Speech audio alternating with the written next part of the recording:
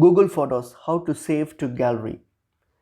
So to save a photo or video from Google Photos to your device gallery, simply open up Google Photo.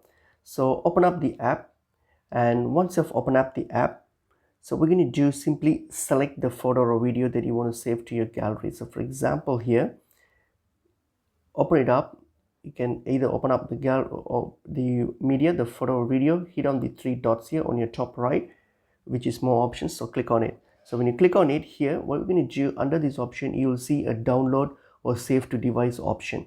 So click on that download or save to device option, and then that will save the video or photo to your device. Suppose if the item is already stored on your device, then you won't see the download or save to option, as it's already in your gallery. So if it's been already saved to your gallery.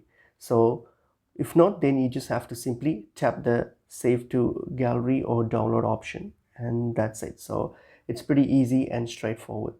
Hope this video was helpful. I will see you all in another video. Thank you.